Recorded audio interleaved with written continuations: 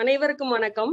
எடாக் எ வீக்கின் இந்த 26வது வார நிகழ்ச்சியில் தங்கள் அனைவரையும் சந்திப்பதில் பெரும் மகிழ்ச்சி அடைகிறோம். இன்றைய நமது கருத்தரங்கில் முனைவர் சிவமூர்த்தி அவர்கள் கிரீன் சோசியல் ஒர்க் பற்றி கலந்துரையாற்ற உள்ளார். அவரை பற்றிய குறு விபரம் பார்ப்போம்.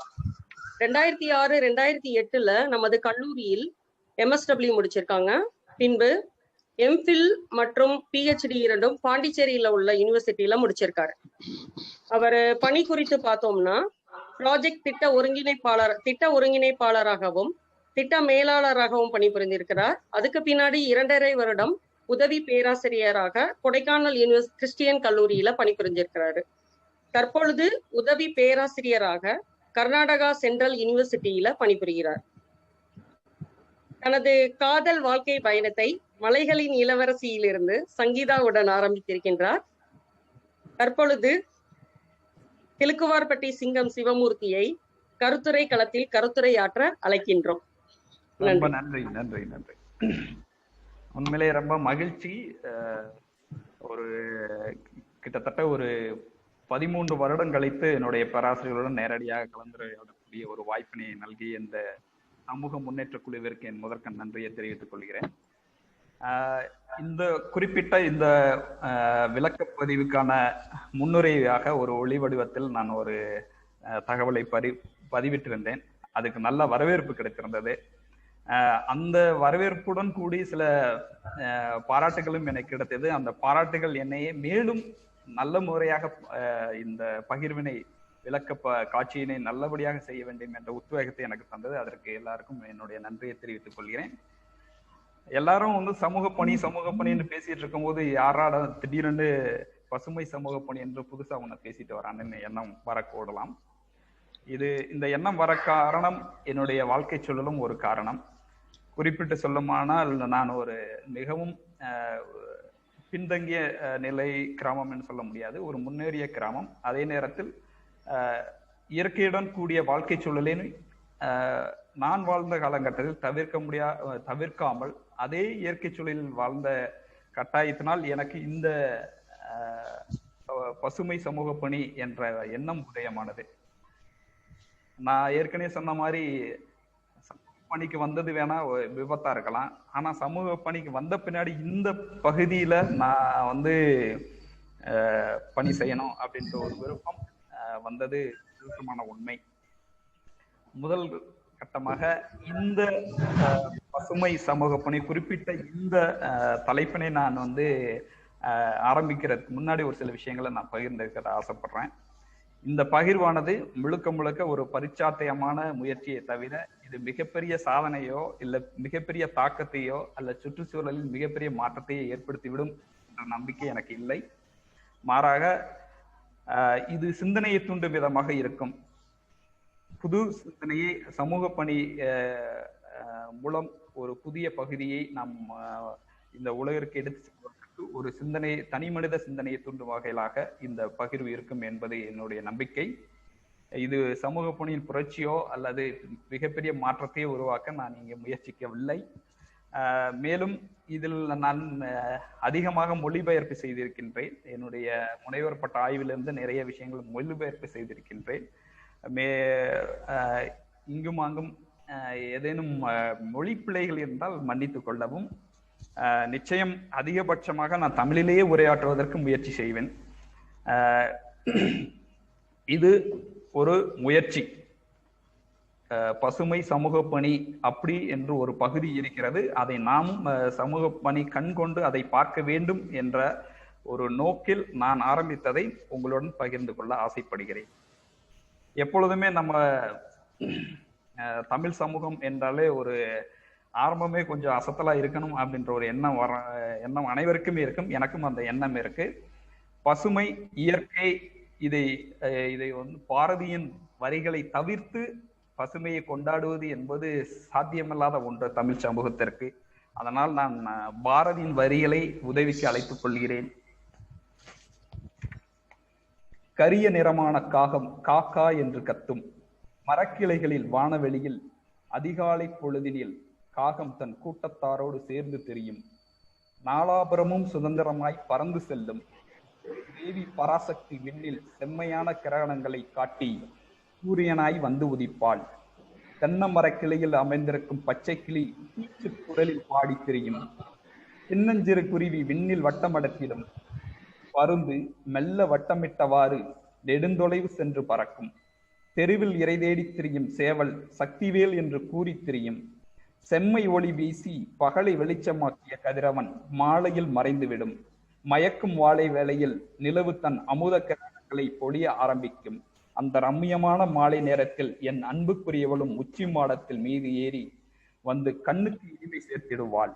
மனமோ வானில் திகழும் மணித்திரளாய் நட்சத்திர கூட்டத்தை கண்டு இன்பம் கொள்வாய். நிலவையும் வான் நட்சத்திரங்களையும் கண்டு மனதால் உண்டு கழிப்பதை விட வேறு செல்வம் உலகினில் உண்டோ? தென்னம் மர கீற்றில் சலசல என்ற சத்தமிடம் பூங்காற்றின் மீதேறி சவாரி போல் ஏறிக்கொண்டு உள்வி வந்து இயற்கையின் இன்பம் காணுங்கள். பண்ணோடு இசைத்து பாடி கழித்திருங்கள். இந்த பாரதியின் வரிகளுக்கு ஏற்ப என்னுடைய வாழ்க்கை சூழல் இருந்தது.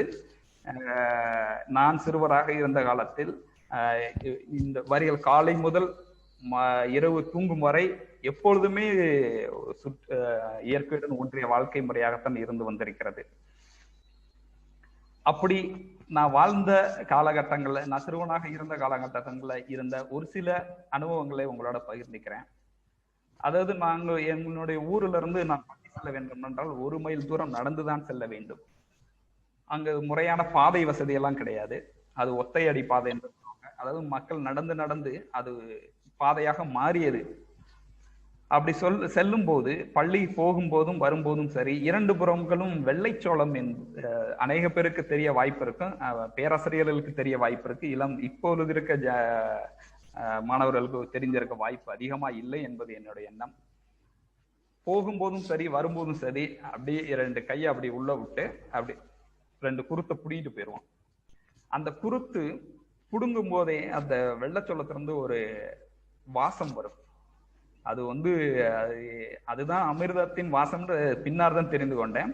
அந்த வெள்ளைச்சோளத்தோட வாசமும் அந்த சோளத்தை மெல்லும் போது அதுல இருந்து ஒரு பால் சுரக்கும்.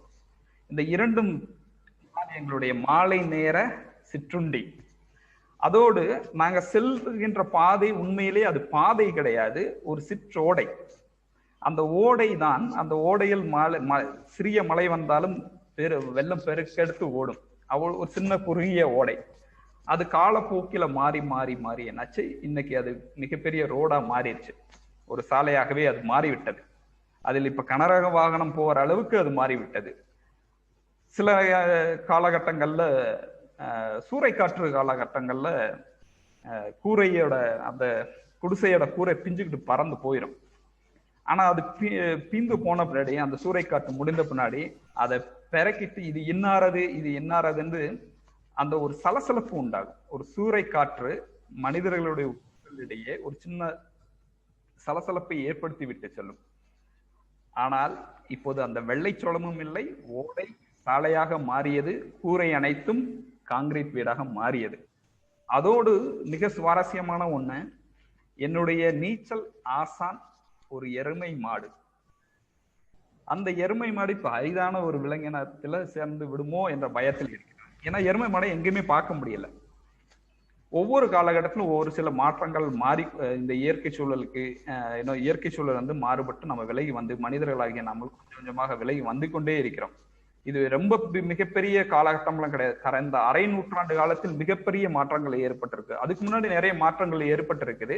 அது எல்லாமே இயற்கையிலால் ஏற்பட்ட விஷயங்களாக மட்டுமே தான் இருந்திருக்கிறது. ஆனால் இந்த அரை நூற்றாண்டு காலம் மனிதனுடைய நடவடிக்கைகளால் மிகப்பெரிய இயற்கை மாற்றங்கள் நடந்திருக்கிறது. இயற்கையும் சமூகமும். உயிர்கள் படைக்கப்பட்ட போதே அவற்றின் வாழ்வுக்காக இயற்கை வளங்களும் சேர்த்தே படைக்கப்பட்டுள்ளன. இயற்கை வளங்களோடு அதனை உயிரினங்களும் வாழ்க்கையும் சிறப்பாக நடைபெற்று வந்தது. மனிதர்கள் சிந்திக்க தொடங்கினார்கள், இயற்கை வளங்களை பயன்படுத்த தொடங்கினார்கள். காலம் வேகமாக மாறியது.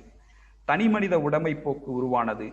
அறிவியலின் ஆதிக்கம் பெருகியது. விளைவு மனிதருக்கு மட்டுமே பூமி என்ற நிலை உருவானது. அதுவும் மாறி சக்தி உள்ளவர்களுக்கே இயற்கை என்ற சொந்தம் உருவாகிவிட்டது. உருவாகி நிலையில் நாம் இருக்கின்றோம். உதாரணமாக இப்ப ஒரு சுகாதாரமான சூழலில் நான் வாழ வேண்டுமா, என்னிடம் ஒரு அதிகாரம் இருக்க வேண்டும். இந்த காலகட்டத்தில் நம்ம வந்து நிற்கிறோம். மனிதர்களுடைய தேவைக்காக அதிகபட்சமான இயற்கை சுரண்டல்களை, அதிகபட்சமான இயற்கைக்கு புறம்பான செயல்களை நமக்கு இந்த கடந்த அரை நூற்றாண்டு காலமாக செய்து வருகின்றோம். அது இயற்கைக்கும் பாதிப்பு, இயற்கையின் பாதிப்பும் மனிதர்களையும் பாதிக்கும் என்பதை மறந்து பொருளாதார முன்னேற்றம், சமூக முன்னேற்றம், அரசியல் பார்வை இதன்பால் அதிக முக்கியத்துவம் கொடுக்கிறோமே தவிர, இயற்கை அதனோடுதான் மனிதனுடைய வாழ்க்கை இருக்கிறது என்பதை மறந்து, மனிதனும் இயற்கையின் அங்கம்தான் என்பதை மறந்து நாம் இயற்கையை அதிகபட்சமாக சுரண்ட ஆரம்பித்து விட்டோம். இந்த நவீன சமூகம் என்ன செய்கிறது? நவீன சமூகம் கொஞ்சம் கொஞ்சமாய் இயற்கையை விட்டு விலகி சென்று கொண்டிருக்கிறது.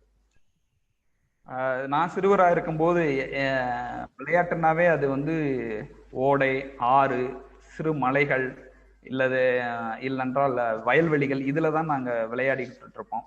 எப்பவுமே புழுதி மண்லையோ இல்ல குளத்துலையோ இல்லை இதுலதான் எங்களை தேடி பிடிக்கணும்னா அதுக்குள்ளதான் நாங்க இருந்துட்டு இருப்போம்.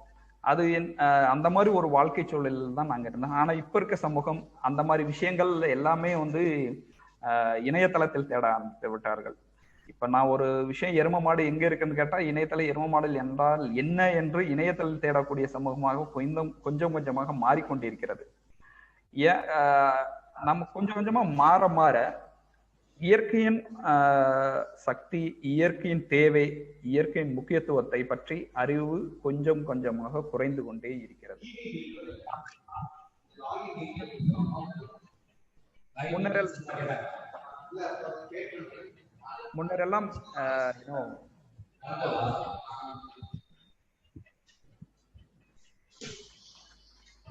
முன்னரெல்லாம் மனிதர்களுக்கான போதனைகள் எல்லாமே இயற்கையிலிருந்து தான் ஏற்கப்பட்ட போதனைகளாக இருக்கும். நம்ம தெய்வ வழிபாடு என்றாலுமே ஒரு மரத்தை வழிபடுவது, இல்லை கற்களை வழிபடுவது, நம்மளுடைய மூதாதையர்களுக்கு கற்களை வைத்து வழிபடும் முறை இருந்தது. மரம், ஆறு, சூரியன், காற்று, மழை, இவையெல்லாம் தான் நம் தெய்வமாக வணங்கிய பழக்கம் இன்று மாறி மாறி நவீன காலத்தில் கற்பகிரகத்தில் ஏசி வந்து விட்டது. இந்த மாதிரியான மாற்றங்கள், இன்னும் பலவிதமான மாற்றங்கள் மனித சூழலில் மனிதனுடைய நடவடிக்கைகள் மாறிக்கொண்டே இருக்கிறது. மனிதர்களின் பேராசையால் இயற்கை வளங்கள் அளிக்கப்பட்டு பிற உயிரினங்கள் யாவும் பாதிப்படைந்து வருகிறது. நீர், நிலம், ஆகாயம், வாயு என 4 பூதங்களும் மாசடைந்து விட்டன. சீக்கிரமே வாழ முடியாத இடமாக பூமி ஆகிவிடுமோ என்ற நிலை உருவாகி வருகிறது.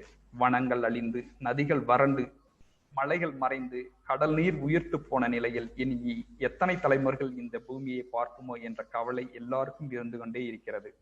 உயிர்களின் வளர்ச்சிக்கு தேவையான எல்லாவற்றையும் இயற்கை தருகிறது. காடுகள், நுண்ணுயிர்கள், ஆறுகள், ஏரிகள், கடற்பகுதிகள், மலைகள், மண்வளம், மேகங்கள், ஏன் ஒவ்வொரு மலைத்திலையும் கூட இயற்கையின் கொடைதான். இதில் ஒன்றை இழந்தால் கூட மனிதன் வாழ முடியாது. அந்த சூழலில் நம்ம எந்த அளவுக்கு இயற்கையை புரிந்து வைத்திருக்கிறோம் அப்படி என்று ஒரு கேள்வி கேட்டா பல பேருக்கு பதில் குறைவாகத்தான் வரும். இந்த கேள்வியை ஏன் என்னிடம் கேட்கிறேன்? நான் வந்து எப்பவுமே சுற்றுச்சூழலுக்கு நண்பனாகத்தான் இருக்கிறேன். நான் எந்த விதத்திலும் சுற்றுச்சூழல்களை வந்து நான் தவறாக பயன்படுத்தியது கிடையாது அப்படின்று மேம்போக்குத்தனமான பதில்களை தானே நம்ம அதிகமா வந்து கேட்க இயலும். ஆனா தெரிந்தோ தெரியாமலோ நாம் தினமும் நம்மளுடைய நடவடிக்கைகளால் பல விஷயங்கள்ல நம்மளுக்கு இயற்கைக்கு புறம்பான விஷயங்கள் மட்டுமே தான் பண்ணி கொண்டு இருக்கிறோம். இயற்கையின் விதிகள் நீதியானவை, ஆனால் இது பயங்கரமானவை. இயற்கையை நேசிப்பது மட்டுமல்ல, அதை பாதுகாப்பதும் அவசியம். அது கடமை மட்டுமல்ல, பொறுப்பும் கூட. நமது தலைமுறைக்கு சொத்து சேர்ப்பதை போல இயற்கையும் பாதுகாத்து சேர்த்து வைப்பது நம்ம கடமையாகும். இயற்கை இன்றியமையாது குறித்து அனைவரிடமும் நாம் விழிப்புணர்வை ஏற்படுத்த வேண்டியது நமது கடமை. மனிதனுக்கும் இயற்கைக்கும் இடையிலான விரிசல் எப்போது ஏற்பட்டது? மனிதன் தன்னுடைய உணவிற்காக மட்டுமே இயற்கை சார்ந்த நிலையில் இயற்கையில் மிகப்பெரிய பாதிப்பு எதுவும் ஏற்படவில்லை. மாறாக தன்னுடைய சக்தியை காட்டுவதற்கும் தன்னுடைய பெருமையை காட்டுவதற்கும் தன்னுடைய செல்வத்தை பெருக்கிக் கொள்வதற்கும் என்றைக்கு இயற்கையை சுரண்ட ஆரம்பித்தானோ அன்றிலிருந்து மனிதனுக்கும் இயற்கைக்கும் இடையிலான விரிசல் உருவாகிவிட்டது. உலகிலிருந்து நாம் எவ்வளவு அதிகமாக எடுத்துக்கொள்கிறோமோ அவ்வளவு குறைவாகவே திருப்பி செலுத்துகிறோம். இறுதியில் நம் கடன்களை அந்த நேரத்தில் செலுத்த வேண்டிய கட்டாயத்தில் இருப்போம். நம் வாழ்வின் தொடர்ச்சியை உறுதிப்படுத்த மிகவும் பொருத்தமற்றதாக மாறும். இன்னைக்கு நம்ம இன்றைய சூழலில் நம்ம நல்லா வாழணும், பொருளாதார சூழலில் சிறப்பா வாழணும், ஒரு சுகாதாரமான சூழல்ல வாழணும், பெருமையா வாழணும் அப்படின்னு நினைச்சு நம்ம இயற்கையை அதிகப்படியாக பயன்படுத்திக்கலாம். ஆனா இன்னும் ஒரு சில குறிப்பிட்ட காலங்கள்ல நாம் நினைத்தாலும் இயற்கையை திருப்பி அதே நிலைக்கு கொண்டு வருவது என்பது ரொம்ப அரிதாக. இதுதான் தெரிந்து கொள்ள வேண்டிய நேரம். பசுமை சமூக பணி. இயற்கை மனிதனுடைய நடவடிக்கைகளால் பல நெருக்கடிகளை சந்தித்துக் கொண்டிருக்கிறது. அந்த நெருக்கடியான இயற்கை சூழலை சுற்றுச்சூழல் நீதி நோக்கிய பயணத்தில் எடுத்து செல்வதுதான் பசுமை சமூக பணி. இது ஒரு முழுமையான அணுகுமுறை. மனிதனின் நடவடிக்கைகளால் இயற்கை சூழல் பல நெருக்கடிகளை சந்தித்துக் கொண்டிருக்கிறது. அந்த நெருக்கடிகளை சந்திக்கக்கூடிய சுற்றுச்சூழலை நீதியை நோக்கி எடுத்து செல்லும் பயணமே பசுமை சமூக பணி. இது ஒரு ஒருங்கிணைந்த முயற்சி தான். நம் சமூக பணியை பொறுத்தளவுக்கு மனிதனுடைய நலன், அவனுடைய உரிமை, இதற்காக பணியாற்றக்கூடிய ஒரு நெறிமுறையைத்தான் நம் சமூக பணியில் அநேக நேரம் கடைபிடித்துக் கொண்டிருக்கோம். நிச்சயம் அதுவும் முக்கியமானது ஒன்றுதான். அதே நேரத்தில் மனிதனுடைய முன்னேற்றம் எந்த விதத்திலும், மனிதனுடைய வளர்ச்சி எந்த விதத்திலும் இயற்கையை பாதிக்காத வண்ணம் நம் புதுவிதமான ஒரு பயணத்தை மேற்கொள்வதற்கான முயற்சியே இந்த பசுமை சமூக பணி. இது என்னுடைய முனைவர் பட்ட ஆய்வின் குறிக்கோள். பல நேரங்கள்ல நம்ம இயற்கைக்கு எதிரான நடவடிக்கைகளுக்கும் செய்கைகளுக்கும் முக்கிய காரணம் நம்ம அதை பற்றியான அறிவு சிலர்கள் இருப்பதில்லை. அதுவே முக்கிய காரணம். மற்றும் ஒன்று, இந்த சமூகமும் சரி, இந்த கலாச்சாரமும் சரி, நம்மளுக்கு இயற்கையை பேணுவதற்கான போதனைகளை பல நேரங்களில் நம்மளுக்கு இன்னும் பல நெறிமுறைகளை போதித்திருக்கிறது.